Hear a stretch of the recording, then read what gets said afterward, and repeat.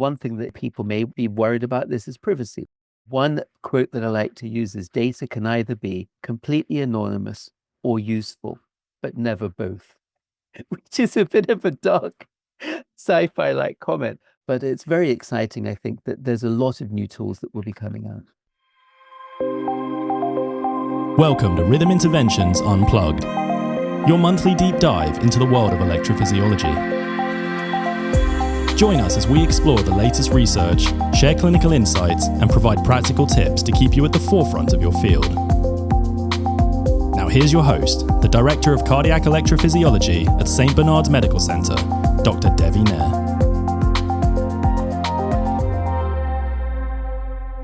Hello, everyone. Welcome to today's episode on AI and machine learning in arrhythmia management.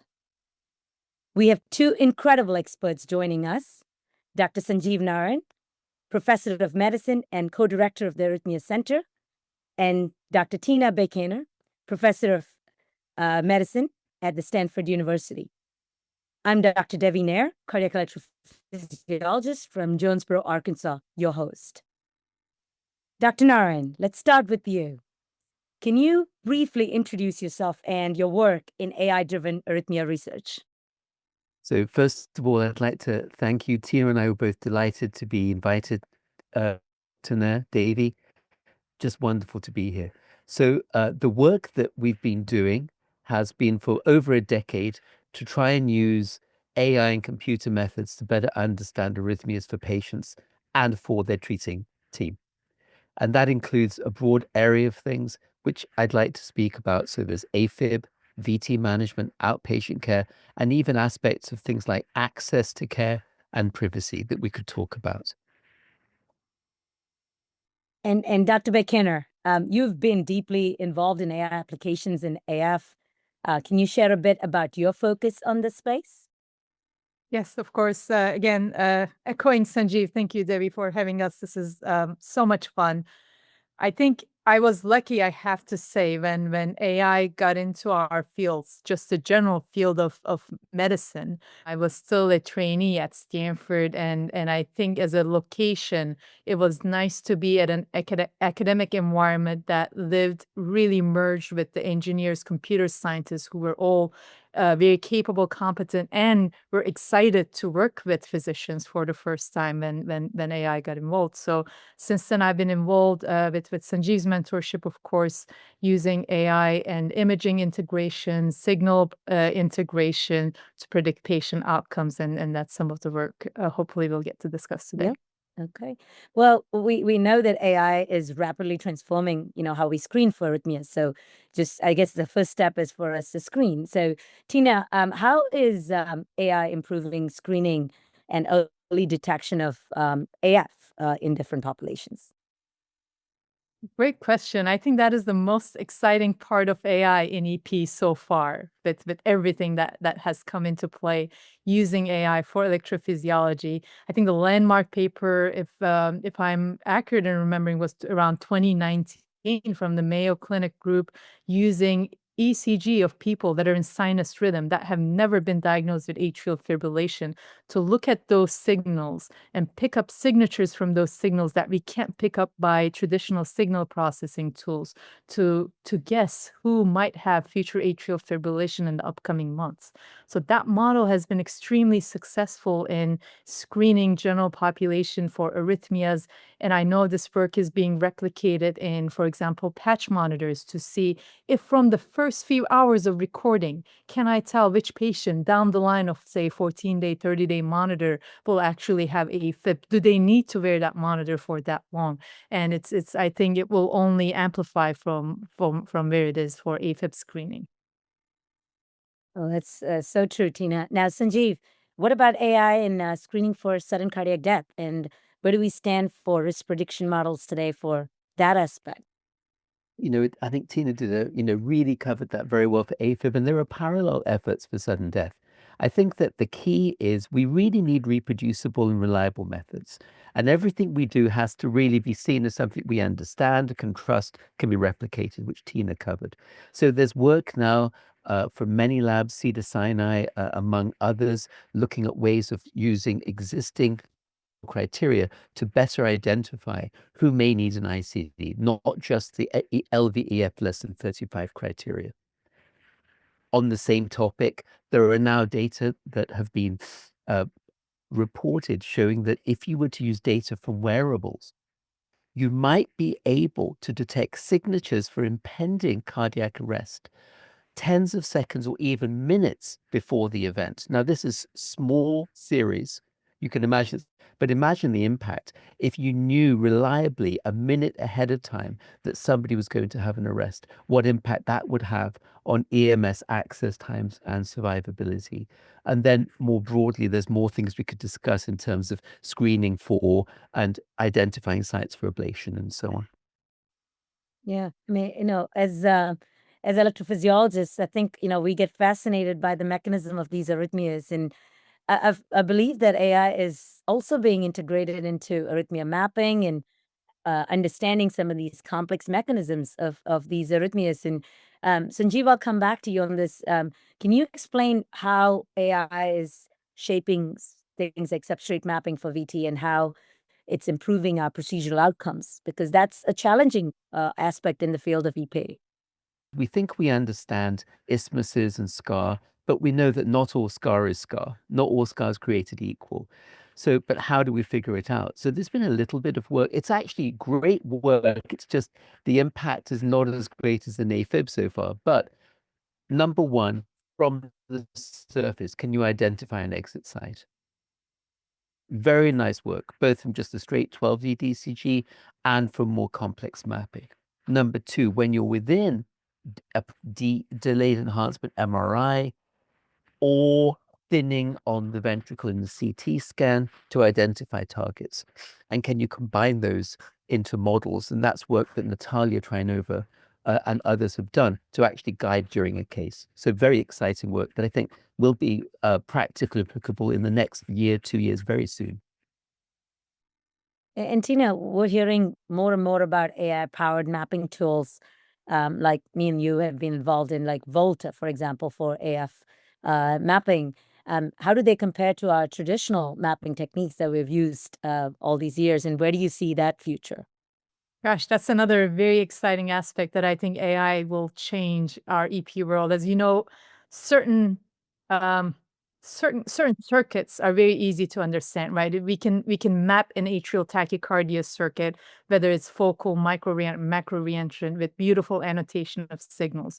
But fibrillatory conduction, which is not a stable pattern in terms of cycle length or in terms of how wavelets are propagating, has been a big challenge, both for atrium and the ventricle. So AI has been used now to understand, can we see the pattern? Can we see the complex, can we understand the complex electrograms that reflect the underlying mechanism of the fibrillatory conduction in a more stable fashion than we did before?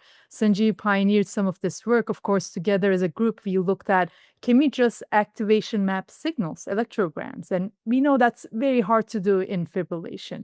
Then we use phase mapping, and Sanjiv did some of the earliest work using AI. Can an AI model interpret phase maps better than a human eye? Because those maps can shift and change too.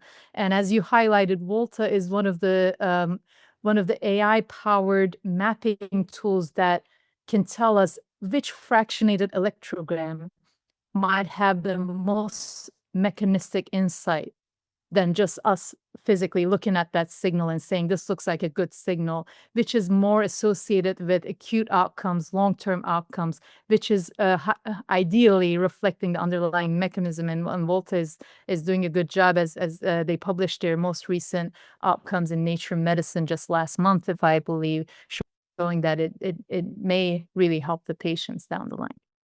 Yeah, and Sanjiv, listening to you at Western AF, trying to dumb it down for us simple folks here.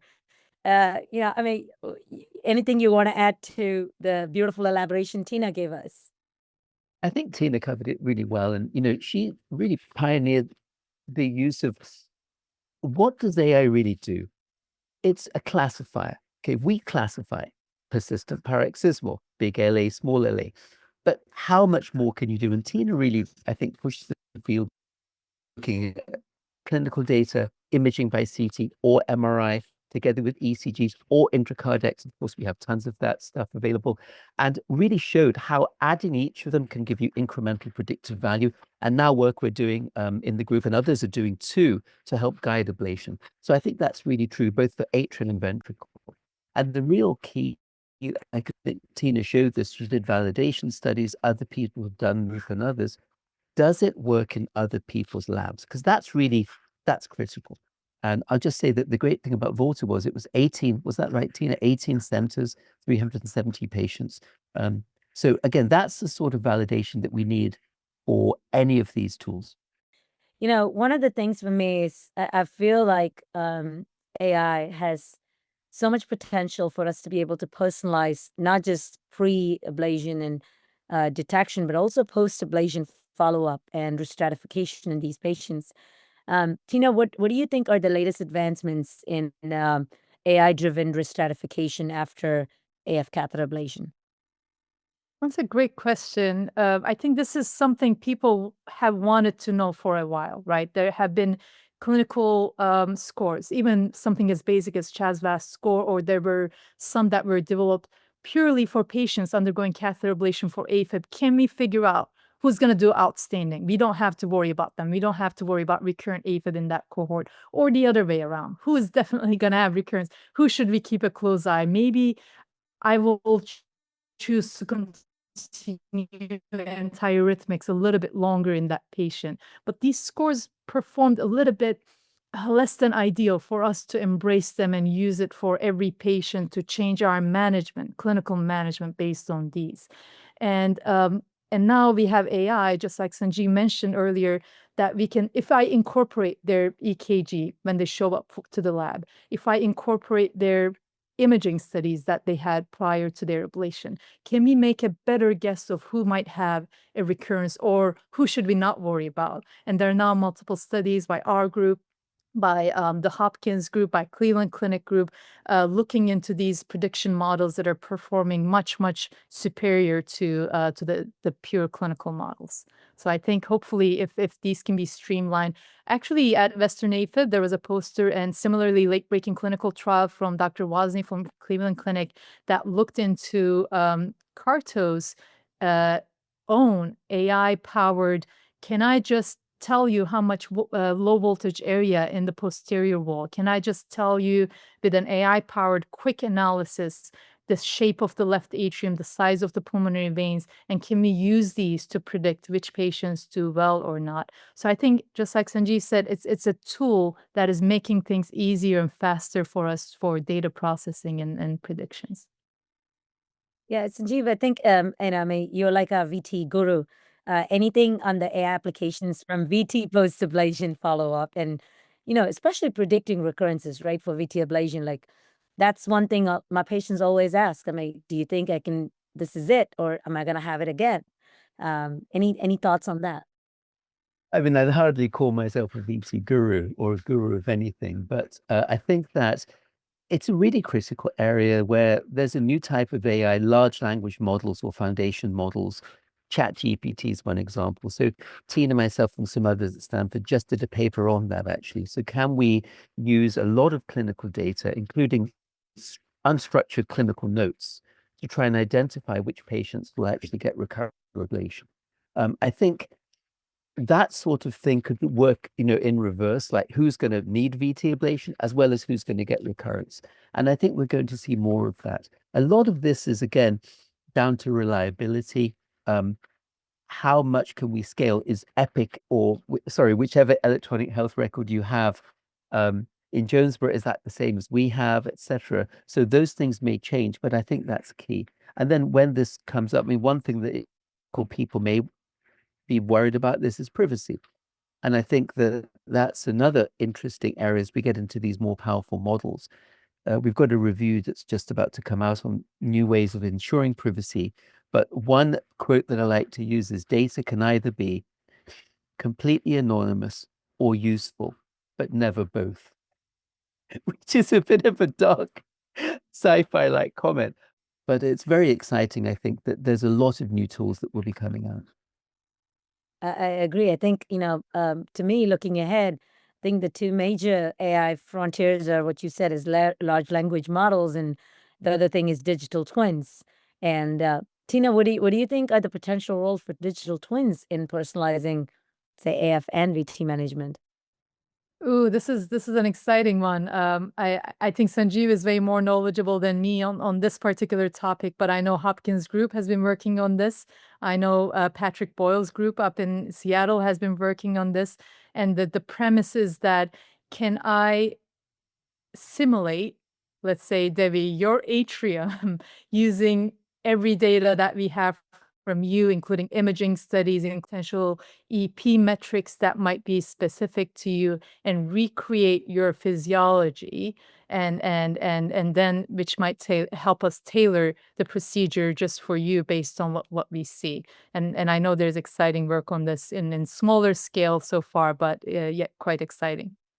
Exciting work for the LLMs that is more patient-centric that I want to highlight, because we keep hearing it in meetings often and often that our patients getting good data using large language models for their EP problems.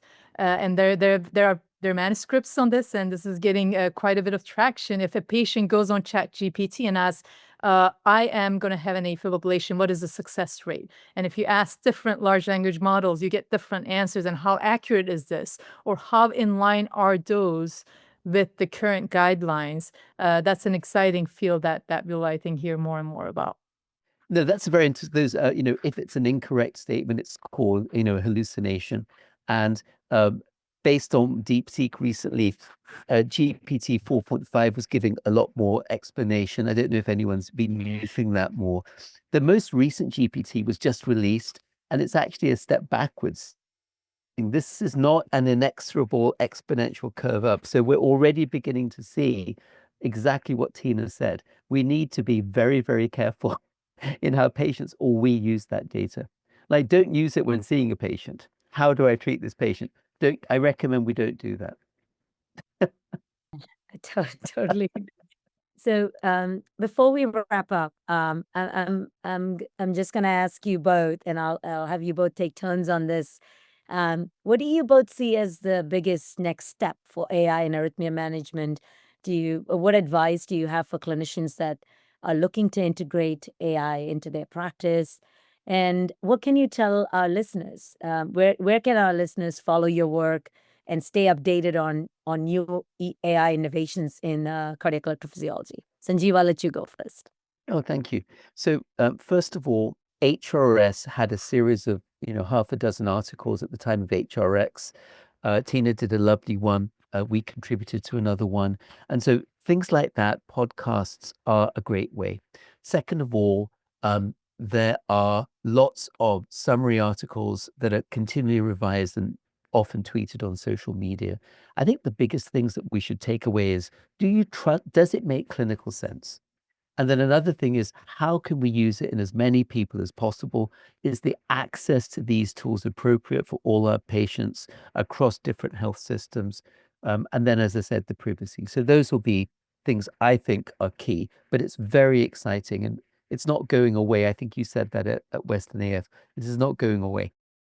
As Sanjiv said, it's just a tool that is there to help us understand the mechanisms better and serve the patients better, right? And raising awareness about this, of how much it is already in our lives as EPs, might help. It is already in our day-to-day lives. It is already in our device clinics, right? That a lot of the ILRs now have AI-powered algorithms to screen out false positive pauses, false positive AF detections. A lot of AI tools are already in our day-to-day patient care for rhythm monitors. So maybe raising awareness to be conscious that they are already in our lives and helping us, helping our lives, understanding the mechanisms better, and also serving the patients better. I think that would be a good next step. Well, thank you both for such an insightful discussion. To our listeners, stay tuned for our next episode and let us know your thoughts on today's topic. Thank you very much. Thank you, Sanjiv, and thank you, Tina. That's all for this episode of Rhythm Interventions Unplugged. Never miss a beat. Make sure you subscribe to the podcast and please share your thoughts with a review. We'll be back next month with another episode. Until then, keep the rhythm going.